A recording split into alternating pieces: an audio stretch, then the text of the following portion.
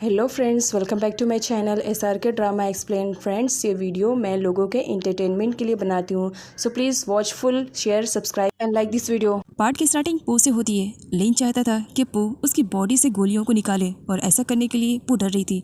नहीं, मुझसे ऐसा नहीं हो सकता है, एक काम क्यों नहीं करते, हॉस्पिटल चलते हैं। लिन मना करता है, मेरे पास इतना ज़्यादा टाइम नहीं है, बस तुमसे इतनी सी हेल्प चाहता हूँ, प्लीज़ कैसे भी करके मेरी बॉडी से ब्लड्स को निकाल दो। पू कहती है, मुझे डर लग रहा है, मैं नहीं कर पाऊँगी। लिन उसे फोर्स करता है और फाइनली पू ऐसा कर ही दिखाती है, लेकिन ऐसा करने में लिन को बहुत ज़्यादा पेन का सामना करना पड़ता है। वो इस वजह से लिन को नहीं पहचान पा रही थी कि वो जिसे ढूंढने के लिए यहाँ पर आई है वो पर्सन लिन ही है, क्योंकि लिन ने थाईलैंड में अपना नाम पीटर जो बताया था। इसी वजह से वो उसे नहीं पहचान पाती है कि ये वही बंदा है जिसे वो ढूंढने के लिए यहाँ पर आई हुई है। लिन की बॉडी से ब्लड्स तो निकल चुके थे, लेकिन लिन वहीं पर बेहोश हो जाता है। सीन यहीं से कट होता है और अगली सीन में चैट को दिखाया जाता है। चैट का अपना खुद का भी एक कसीनो है। वैसे चैट भी एक माफिया ही है, लेकिन लिन से छोटा है। लिन से बड़ा माफिया बॉस उसे बनना है। इसी वजह से आए दिन किसी न किसी रीज़न से वो लिन को चोट पहुंचाना चाहता है। अभी वो इंतज़ार कर रहा था ये सुनने के लिए कि लिन का काम तमाम हो चुका है, लेकिन जब उसके बंदे बताते हैं कि लिन भाग चुका है और वो लड़की भी, तब उल्टा वो अपने ही बंदों को पिटाई करता है। पो को फर्स्ट मीटिंग में लिन बहुत ही ज़्यादा हैंडसम लगा था, इसी वजह से वो बस लिन को ही देखे जा रही थी। कुछ टाइम के बाद जब लिन को होश आता है तब उसे रियलाइज़ होता है कि वो पिछले कई घंटों से बेहोश था। लिन जाने लगता है, वो उसे रोकती है, इस वक्त कहाँ जा रहे हो, तुम्हारी कंडीशन भी ठीक नहीं है, तुम्हें थोड़ा सा वेट करना चाहिए और यहाँ पे रेस्ट करना चाहिए। लिन उसे अपना बिजनेस कार्ड देता है। थैंक यू सो मच पू, इन केस कभी भी तुम्हें हांगकांग में किसी चीज़ की ज़रूरत पड़ी या मेरी हेल्प की ज़रूरत पड़ी तो बेझिझक मुझे एक बार ज़रूर याद करना, मैं तुम्हारी हेल्प के लिए हमेशा तैयार रहूँगा। आफ्टर ऑल तुमने तो मेरी 2 बार हेल्प की। रात काफ़ी हो चुकी थी और लिन का कुछ भी आता पता नहीं था। पैको काफ़ी डरी हुई थी, कहीं लिन को कुछ हो तो नहीं गया। उसे गोली भी लगी हुई थी और अभी तक नहीं आया। वो बस वेट कर रही थी। गाड़ी की आवाज़ सुन करके फ़ौरन योंग भी भागी चली आती है और देखती है, लिन इतनी रात गए, क्या हुआ, सब कुछ ठीक है, तुम्हारे हाथों पे क्या हुआ। लिन बताता है कि कुछ लोगों के साथ फाइट हुई है उसकी, और यहाँ पर योंग को मालूम पड़ता है कि लिन को गोली भी लगी हुई है, वो भी पैको को सेव करने के चक्कर में, जिस पर योंग पैको को काफ़ी कुछ सुनाती भी है। योंग लिन की हेल्प करना चाह रही थी, लेकिन लिन सिर्फ और सिर्फ पैको की हेल्प चाहता था। इसी वजह से वो योंग को मना कर देता है। पैको लिन को थैंक्स बोलती है उसे सेव करने के लिए, जिस पर लिन कहता है, तो चलो थैंक गॉड तुम मान तो गई हो कि ये सब कुछ जो भी आज मेरी कंडीशन है तुम्हें सेव करने के चक्कर में हुआ है, तो तुम्हें मेरी केयरिंग करनी चाहिए ना। पैको लिन से कहती है, हाँ तो बताओ मुझे क्या करना पड़ेगा। जिस पर लिन कहता है, मुझे लेकर के चलो मेरे रूम में। पैको उसका हाथ पकड़ती है। लिन उसके शोल्डर पे अपना हाथ रखता है। हाँ, अब थोड़ा रिलैक्स फील हो रहा है। लिन और पैको की नोक झोंक को पीछे गार्ड इंजॉय करते हैं, जहाँ योंग उन्हें शांत रहने के लिए कहती है। पैको लिन को लेकर आती है और लाते ही बेड पर पटक देती है। बहुत ज़्यादा थक गई हूँ। इस पर लिन कहता है, क्या इस तरीके से मुझे मारना चाहती हो। पैको, नहीं भला मैं तुम्हें क्यों मारना चाहती हूँ, ऐसा कुछ भी नहीं है। लिन कहता है, फिर मेरी ड्रेसिंग करो, मुझे बहुत ज़्यादा पेन हो रहा है, हो सकता है आफ्टर ड्रेसिंग मुझे कुछ रिलैक्स फील होए। पैको तो उसकी हेल्प नहीं करना चाह रही थी, लेकिन फिर भी उसकी हेल्प करती है। लिन की ओल्ड ड्रेसिंग की पट्टियों को पैको हटाती है। तुम्हें तो बहुत ज़्यादा लगी हुई है, बहुत पेन हो रहा होगा ना। लिन की हाँ बोलने पर पैको कहती है, 1 मिनट, मुझे मालूम है कि इस पर कौन सी मेडिसिन अप्लाई करनी चाहिए जिससे तुम्हें जल्द से जल्द आराम पहुँचेगा। लिन खुश हो जाता है, तुम्हें इन सब के बारे में मालूम है। पैको स्माइल करती है, हाँ, और वो मेडिसिन अप्लाई करती है जिसे लगाने के बाद बहुत ज़्यादा जलन होती है। लिन को इस तरीके से परेशान होता हुआ देख करके पैको स्माइल करने लगती है, जिस पर लिन कहता है, अच्छा तो तुम ये सब स्टार्ट करोगी। और ये कहते हुए वो पैको को किस कर लेता है। इस पर पैको लिन पर गुस्सा करने लगती है, mister mafia don't cross your limit, ये सब करने की क्या ज़रूरत थी। जिस पर लिन कहता है, स्टार्ट तुमने किया था तो मैंने भी बस थोड़ा सा फ़न किया है और कुछ भी नहीं। आगे पैको सीरियस होकर के लिन की केयरिंग करती है। लिन को काफ़ी अच्छा लगता है जब पैको इस तरीके से उसकी केयरिंग करती है। इधर बेचारे मिन को तो हर वक्त बस पैको की ही याद सताती रहती है। बस किसी भी कंडीशन में उसे पैको वापस चाहिए। हर वक्त वो बस पैको की ही फ़ोटो को देखता रहता है। जब उसके पास मेन्यू का आता है जहाँ पर वो सजेस्ट करता है कि आई थिंक उसे छोड़ देना चाहिए कि पैको से दोबारा मिलेगी, जिस पर मिन का कहना था कि वो किसी भी कंडीशन में वापस से पैको को हासिल कर लेगा।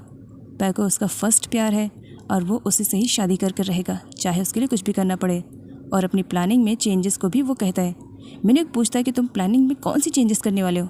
मेरे स्माइल करता है, वक्त आने पर सब मालूम पड़ जाएगा, बस थोड़ा सा इंतज़ार करो, इंतज़ार का फल मीठा होता है। लिन जानबूझ करके पैको से कहता है कि उसे बात लेना है क्योंकि उसकी बॉडी से स्मेल आ रही है।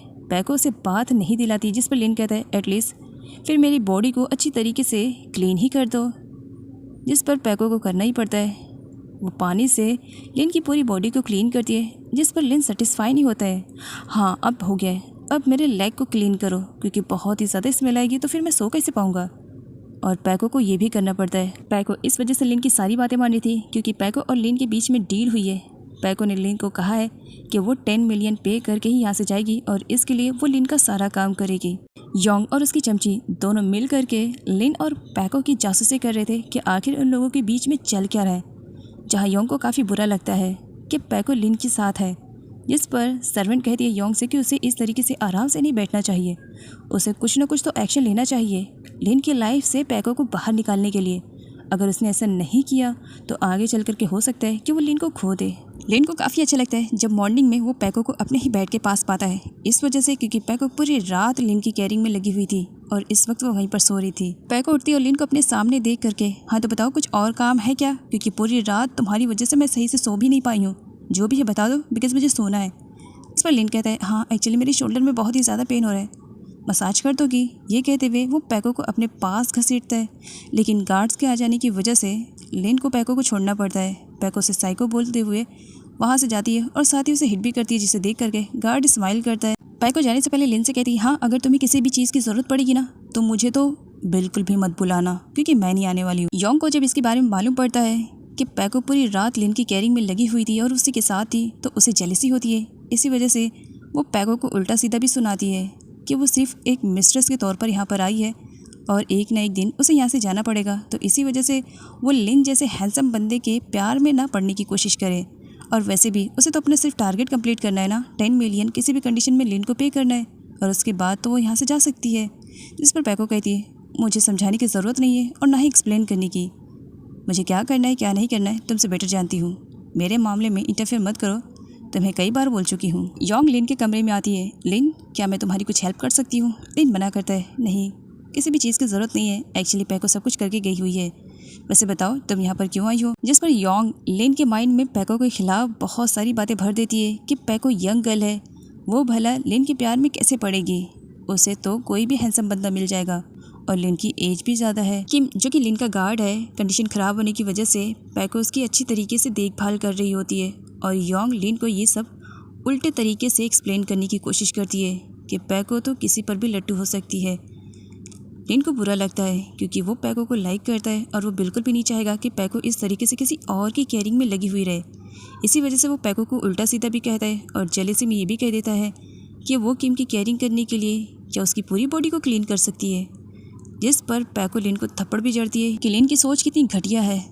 तब वहाँ पर सर्वेंट आती है और लिन को पूरी सच्चाई के बारे में पता चलता है कि किस तरह पैको किम की केयरिंग कर रही थी क्योंकि किम की कंडीशन काफ़ी ख़राब थी, उसे बहुत ज़्यादा फीवर था। योंग को जब रियलाइज़ होता है कि वो पकड़ी जाने वाली है तो वो चुपचाप वहाँ से चली जाती है। इधर पैको काफ़ी गुस्से में थी, लिन उसे बनाने के लिए आता है। पैको बिल्कुल भी मानने के लिए तैयार नहीं थी। तुम्हारी सोच इतनी ज़्यादा घटिया होगी इसके बारे में बिल्कुल भी आइडिया नहीं था मुझे, वैसे ये मेरी लाइफ है, मेरे रूल्स हैं, मुझे जो करना है मैं वो करूँगी। इस पर लिन कहता है फ़िलहाल तुम मेरी प्रॉपर्टी हो, जब तक 10 मिलियन तुम मुझे नहीं देती हो तो तुम्हें तो यहाँ से मैं बिल्कुल भी जाने नहीं दूंगा, और वैसे भी सिर्फ और सिर्फ तुम मेरी गर्ल हो। इस पर पैको कहती है ये तुम्हारी मिसअंडरस्टैंडिंग है, मैं तो किसी और को लाइक करती हूँ, किसी और से प्यार करती हूँ। तब लिन कहता है जानता हूँ मीन है ना, लेकिन उसे तुम्हारी लाइफ में कभी भी मैं एंटर होने ही नहीं दूंगा। और ये कहते हुए वो पैको की चीख पर किस भी कर लेता है। पैको से साइको बोलती है कि दोबारा अगर किया तो सच बता रही हूँ तुम्हारी जान ले लूँगी। योंग काफ़ी जल्दी में अपनी कार लेकर के बाहर निकलती है, जहाँ गेट पर ही मिन उसका वेट कर रहा था। मिन उसके कार के सामने आ जाता है। योंग उससे कहती है क्या मरने के लिए मेरी ही कार मिली थी, अरे मरना है तो कहीं और जाकर मरो। इस पर मिन कहता है मरने की इतनी जल्दी नहीं है, वैसे क्या मैं तुम्हारी कार में आकर के बैठ सकता हूँ। योंग उसे परमिशन नहीं देती है, मिन ज़बरदस्ती बैठ जाता है। तुम्हारी परमिशन की ज़रूरत नहीं है, वो तो बस मैं तुम्हें रिस्पेक्ट दे रहा था, तुम कहो या ना कहो बैठने वाला तो मैं यहीं पर ही था। योंग उसे नीचे उतरने के लिए कहती है, मिन मना करता है। योंग गुस्सा करने लगती है। मिन उसे कहता है देखो मैं तुमसे बस एक छोटी सी हेल्प चाहता हूँ, क्या तुम मेरी हेल्प करोगी। सीन ये से कट होता है और अगली सीन में योंग और मिन को अम्यूजमेंट पार्क में फ़न करते हुए दिखाया जाता है। वैसे मिन ने कहा था कि वो पैको से मिलना चाहता है और उसके ब्रदर ने पैको को यहाँ पर किडनैप करके रखा हुआ है, तो वो उसे वहाँ से भगाने में उसकी हेल्प करे। जिस पर योंग ने अपनी कंडीशन रखी थी, अगर तुम मुझे इम्प्रेस करते हो या मुझे खुश करते हो देन उसके बाद मैं तुम्हारी हेल्प के बारे में सोचूंगी। और इसी वजह से मिन को योंग के पीछे पीछे नाचना पड़ रहा था, जबकि वो योंग के साथ जाना भी नहीं चाह रहा था। पू कॉल करके मिनह्यू को इन्फॉर्म कर देती है कि बहुत जल्द वो उसे हांगकांग में सरप्राइज़ देने वाली है, वो उसके सरप्राइज़ का वेट करे। बेचारे मिन को योंग का बेसुरा गाना सुनना ही पड़ता है। काफ़ी टाइम के बाद योंग ऑफर करती है मिन को कि चलो अब तुम्हारी टर्म, तुम भी कोई अच्छा सा सॉन्ग गाओ। मिन मना करता है, मैं ये सब नहीं करने वाला हूँ। इस पर योंग कहती है, फिर भूल जाओ कि मैं तुम्हारी हेल्प करूँगी। तब मिन योंग से कहता है, अच्छा 1 मिनट रुको, मेरी बातों का इतना ज़्यादा बुरा क्यों मान जाती हूँ? लो मैं गा सकता हूँ, एंड वैसे भी मुझे बहुत अच्छे सॉन्ग्स आते हैं। और यहाँ पर मिन बहुत ही अच्छे सॉन्ग्स गाता है। योंग काफ़ी खुश होती है, लेकिन जब मिन योंग से पैको के बारे में पूछता है कि किस तरीके से वो पैको को वापस थाईलैंड लेकर जा सकता है, इस पर योंग मना कर देती है, अभी तुमने मुझे अच्छी तरीके से खुश भी नहीं किया है और ना ही मैं तुमसे इम्प्रेस हुई हूँ, तो इसी वजह से भूल जाओ कि मैं तुम्हारी हेल्प करूँ। मिन गुस्से में घर वापस आता है। मिन ये गुस्से रीज़न पूछता है कि वो इतने गुस्से में क्यों है। तभी वहाँ पर पू आ जाती है। मिन पू को देखकर के काफ़ी खुश था, तुम यहाँ पर हांगकांग में? तब पू कहती है, हाँ इस वजह से बिकॉज थाईलैंड और हांगकांग में ज़्यादा डिफरेंस नहीं है, इसी वजह से। नाइट में पैको स्टार्स को देखती है। लिन भी उसके पास जाता है। लिन कहता है, क्या तुम अभी भी स्टार्स देखती हो? पैको से बताती है कि जब भी वो स्टार्स देखती है तो अपनी मॉम को मिस करती है। पैको सैड थी। तब लिन पैको से कहता है, क्या मून की स्टोरी सुनना पसंद करोगी? पैको कुछ बोलती उससे पहले लिन कहता है, हाँ तुम सुनना पसंद ही करोगी, मैं तुम्हें सुना ही देता हूँ। लिन पैको को यहाँ पर मून की स्टोरी सुनाता है, एक फीमेल मून और एक मेल मून के बारे में, कि मेल मून फीमेल मून से बहुत ज़्यादा प्यार करता था, लेकिन फीमेल मून की उसकी कदर नहीं थी।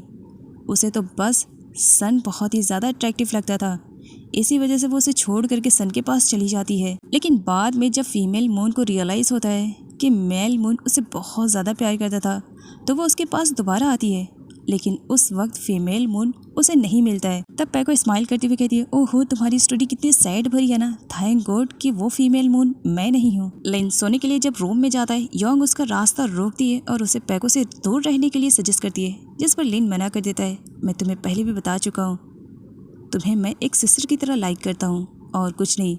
बात पैको की रही तो आज उसे अपनी गर्लफ्रेंड बना रहा हूँ, कल उसे अपनी वाइफ भी बनाऊंगा। तो इसी वजह से मैं तुमसे पहले क्लियर कर देना चाहता हूँ कि पैको के रिलेटेड अपने दिल में कोई भी नफरत न पलने देना, कहकर चला जाता है।